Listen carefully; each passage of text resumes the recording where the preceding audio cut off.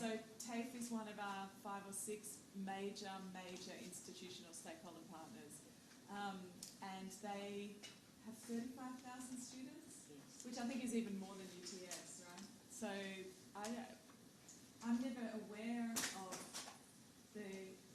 it's not possible in the street to tell who's a TAFE student, who's a UTS student, but there are more of them than us. Let's just leave it at that.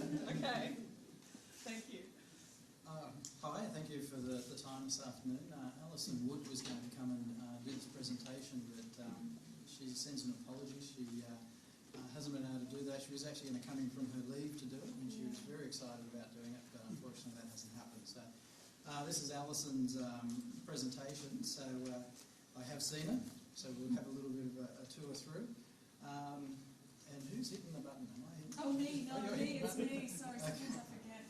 So I was waiting for it to sort of change. Yeah, it's a good point that you make. Who are we? Yeah.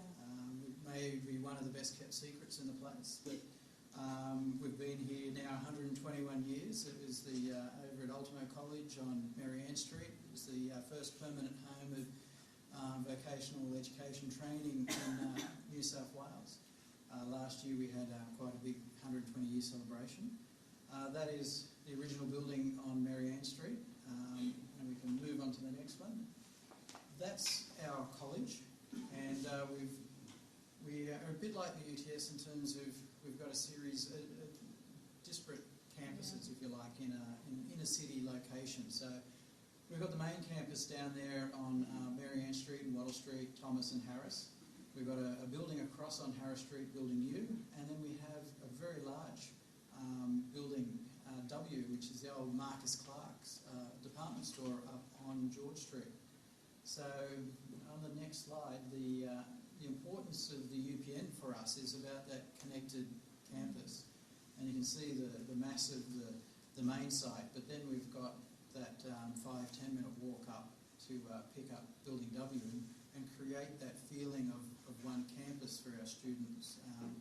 The library is down on the main site. There isn't a library in W, and the major student services are down on the main site. So for those students, there's got to be a feel of continuity and part of a campus between those two sites.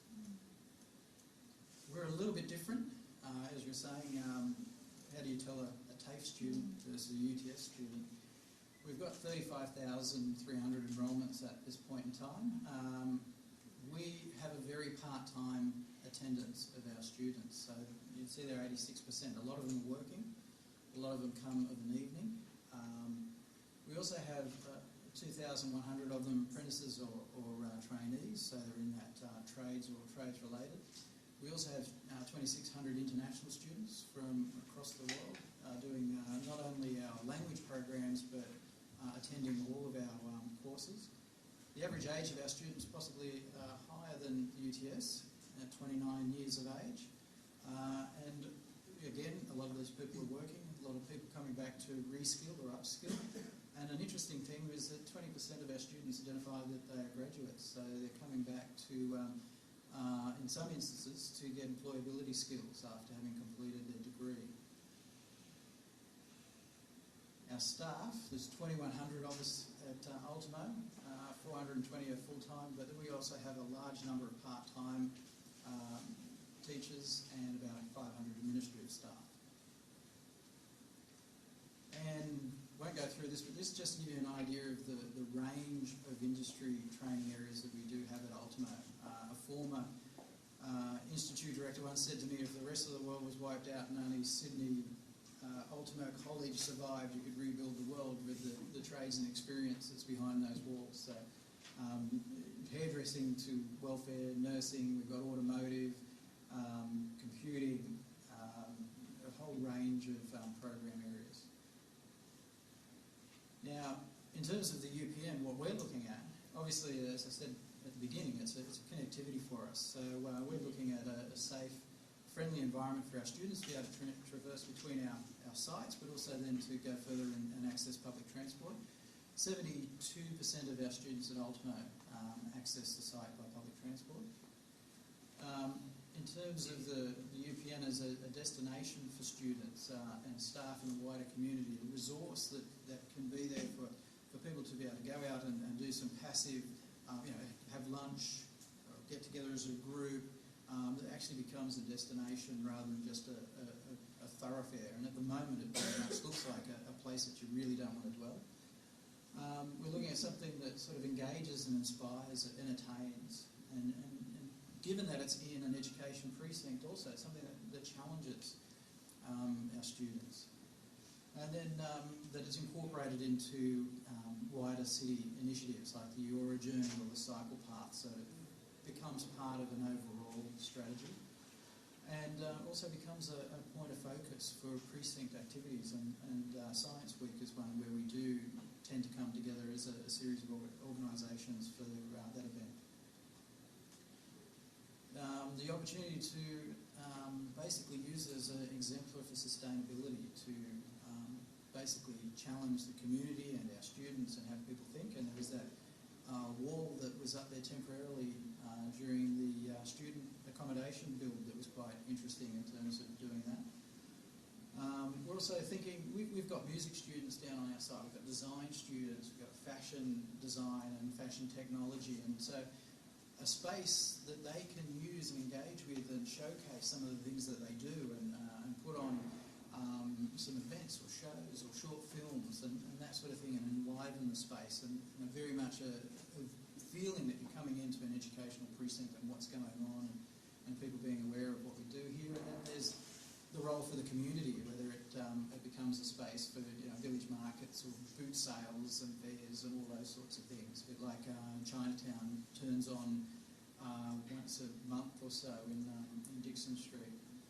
And then the opportunity to sort of celebrate that history of the area. It was the first, I think, permanent railway site in New South Wales, and it's had a very industrial history, and then obviously there's a pre-history to that as well, and we don't really have much of a handle on that or understand that.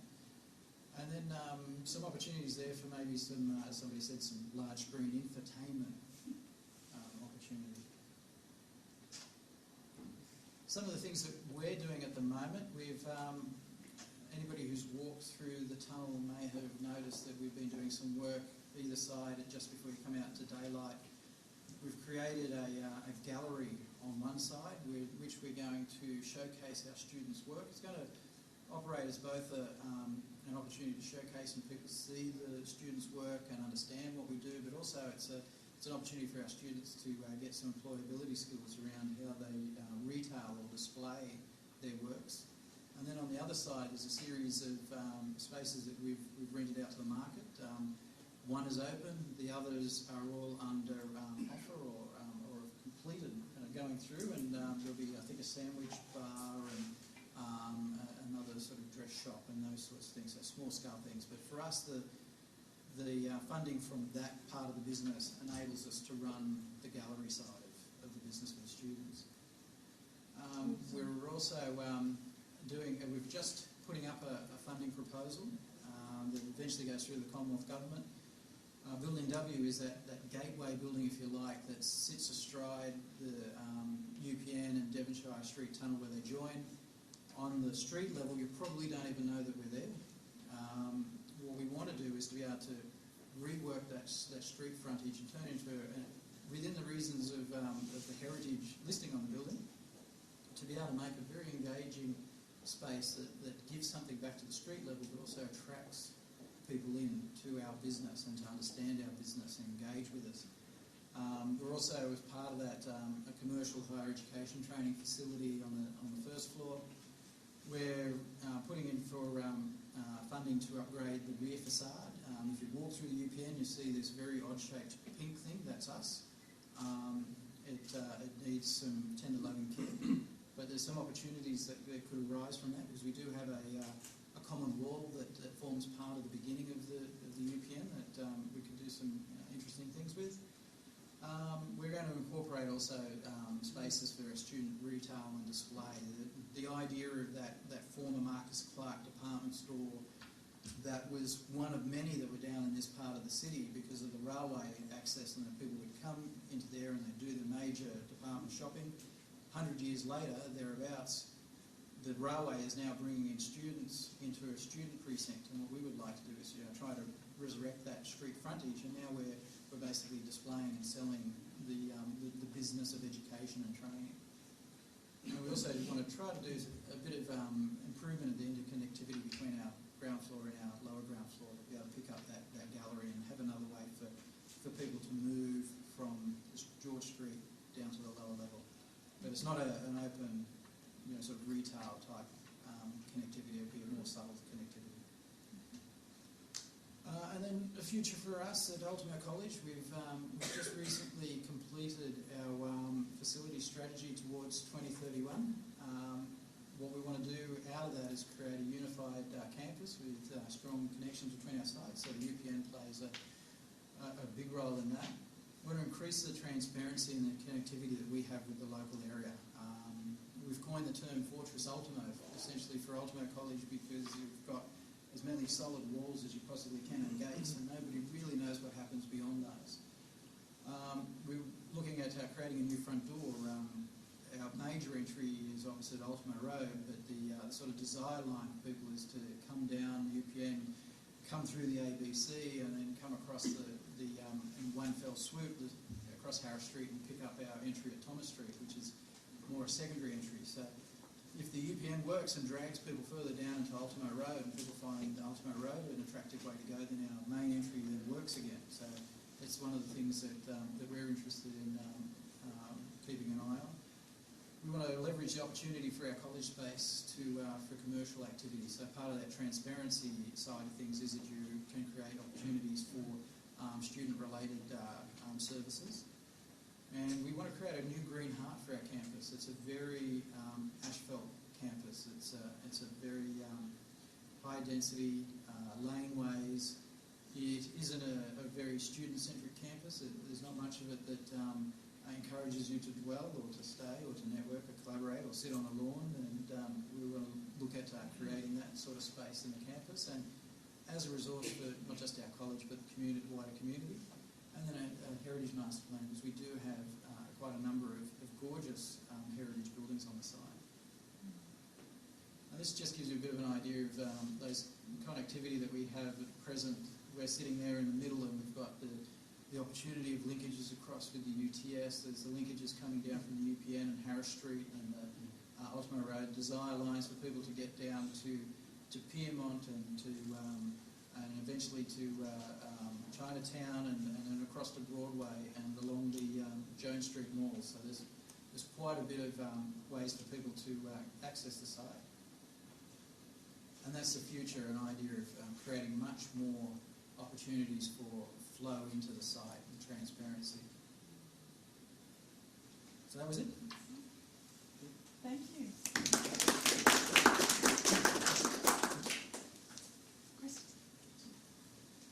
Pretty simple, really. You've got such beautiful buildings in your main campus. If you wanted to be cheeky, you should sell Building W to UTS and build a new 10-storey tower above your lovely old buildings. Immediately solve connectivity problems, still be part of the precinct.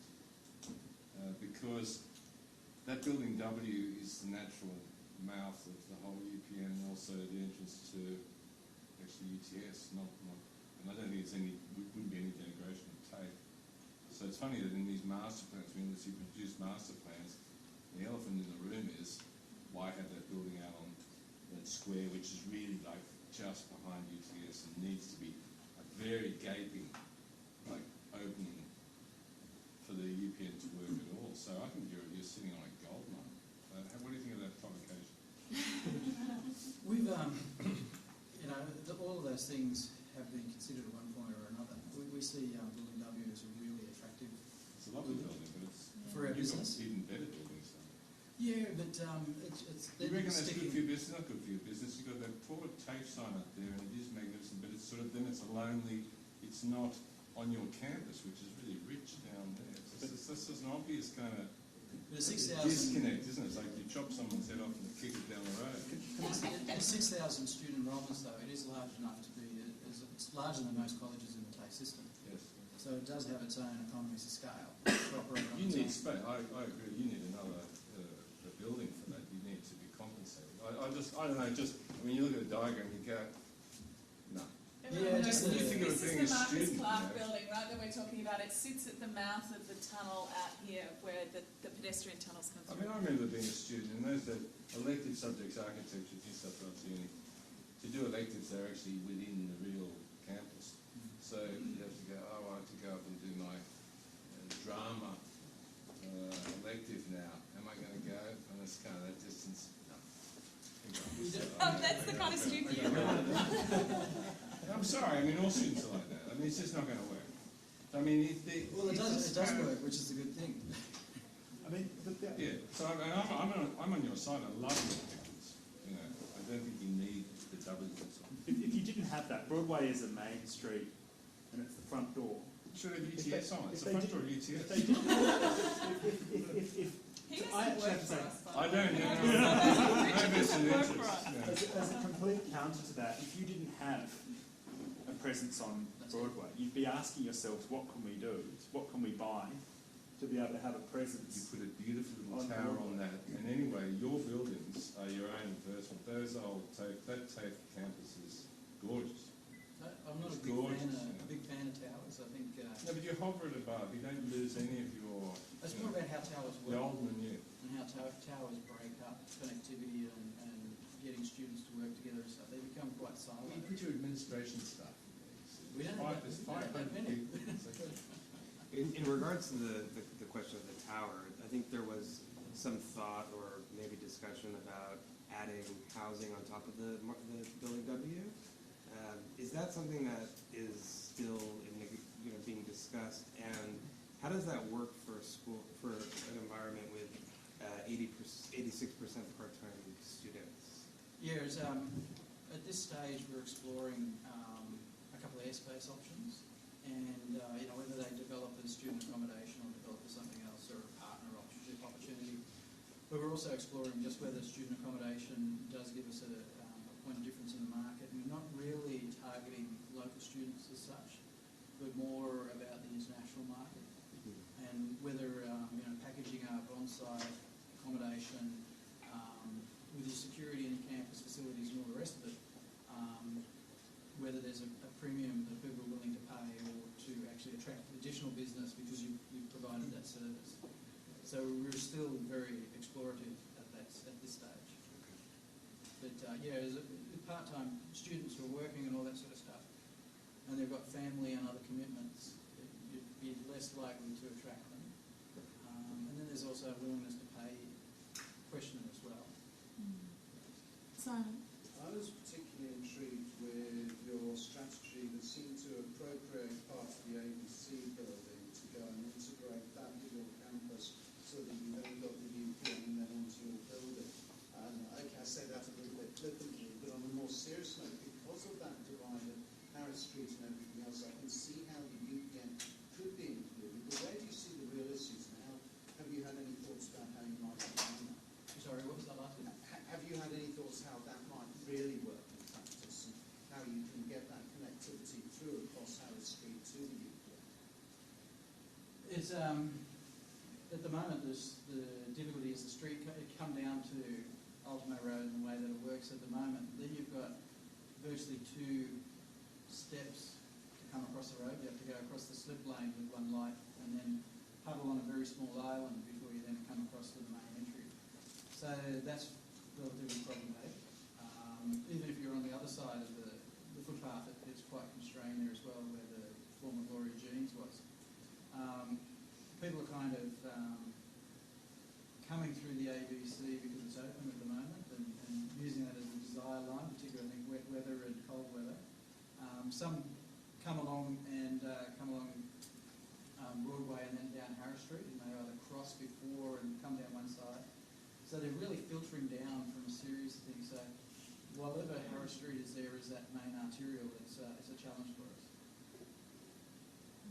Well, if they're not going to sell, why don't we put UTS in the TAFE side? And put them next to the buildings. I think, Peter, all of these things are on the table. If we just, Peter, sorry. Up until the Well, that's true. Yeah. That's true. Sorry, Pim. I think there's an opportunity in thinking of this as a creative order. Yeah. One of the things that we've been picking up on in the museum is the what we call the re-emergence of what we describe as the maker community, a whole group of younger people Yeah. rediscovering a range of traditional craft skills. Yeah. And it's a huge boom in this, and our public program has really picked up on that. And I think because TAFE is a craft practice trainer, that I think there's an interest, and again it picks up on something that's in some museums now, where you actually see the crafts people at work. I think showing work in its completion is dead. Seeing work being made is an active and really interesting thing. And the Museum of Art and Design in New York, for instance, has now got a series of what they call living labs, which are creative spaces where they program craftspeople through it. And the opportunity to not only show the complete work, but to use this precinct to demonstrate craft practice in development is an interactive thing that I think is potentially an opportunity, particularly for TAFE. My background was in Sydney. I wasn't going to make a comment on this, but I will now, because the point has been pressed. The interesting thing about your slide was the fact that there were 20% of your students who have university education. The fact that you're on Broadway and you have a campus elsewhere is a strength on weakness, I suggest. I wouldn't be selling to UDS, I'd be hanging on to it. Yeah. And the reason for that is because of that 20%, and that 20% is likely to grow. The city, I'm talking not the city council, I'm talking about the city itself, generally, it's likely that most people's experience of life, they will see themselves being retrained from time to time. I'm surprised the number that you put on the board was 20%. I thought it was lower than that, but I suspect that over time, TAFE will see an increase in that number. The training to service the northern part of the CBD will actually increase, and we need to augment degree qualifications with other qualifications to make one fit for work. That will actually increase over time. So I'd be looking, as a rejoinder, I'd be looking at the UPN as a wonderful opportunity to actually demonstrate the mix and the crossover between those things and hang on to that building. Well, actually, I would thoroughly agree. If that I really wouldn't have is, an enclave, that's what I'm saying. that makes a lot of sense. If it really does start, and perhaps it is possible, if elective subjects, if we really do start to make students crossover, so it's kind of one thing, two things for one thing. I would agree with you. Then it makes sense. But I think at the moment they're a little close to each other, and that's a good provocation for the idea that electives are sought between. Yeah. As part of the research in getting all of this together, Andrew and Alison took Billy and I on a tour of the Marcus Clark building, and it's a really extraordinary building because it's it's a late 19th century department store, and it has a tower on top of it with a clock, and Billy climbed up into the tower. I'll show you some pictures tomorrow. Yeah, he took some photos. It was kind of weird and spooky and fabulous. Oh, it's up not there. those photos. Really feminine. And but the really interesting thing about it for me as a lecturer here in a School of Architecture and as an architect was going up to see the TAFE architecture studios and their architecture program there for their diploma courses. So I think that you're right, and one of the things I came back really excited with was that there's concreting workshops that they're using for testing concreting as part of one of the courses in the basement. And of course you know that Kirsten Orr here runs a program in experimental concrete. You know, they're working with Aarhus University in Denmark, speculating on sort of different material thresholds with concrete. And all of a sudden you can see that there might be some really interesting crossovers there. But I think these things need to be visualised and drawn out and drawn, and you know, we need to understand better how an organisation like TAFE works, where the tensions are between TAFE and between university, because there's a whole lot of conflicts there that I don't experience so much, but I know that I've kind of registered from people in the institution that are negotiating the boundaries of degrees, university degrees versus university diplomas. I think you guys and I think, and funding models. You know, TAFE has a very, very different funding model to what UTS does. UTS has a level of autonomy with its money, you know, because it charges fees, because it's not entirely dependent on government support in that sense. Whereas TAFE has a completely different level of autonomy and relationship to its funding capacity. So I think these would be really interesting questions It's a very to look at. important provocation to the whole project, I think. That's why in the end that diagram becomes quite important, because if arrows start to go everywhere and they're separate but genuinely interacting, like already, well, I come from the University of New South Wales, I'm doing this here, I do studios internationally, we take people from RMIT as well. If that's happening with those organisations, arguably that diagram needs to change quickly as part of the whole thinking of the UPN. You know, in terms of real opportunities for students to do elective courses, like mechanisms, those mechanisms, administrative mechanisms, need to be sought as part of the architectural or urban planning solution. It's kind of interesting. Really Provocation interesting. to this studio. But I think that's one of the real contributions we could make then, is how we map and make graphic, make apparent those relationships that probably aren't being thought about at the moment. Yes. Yeah. Any other questions before we move on to? No? Great, thank you so Thank much. you.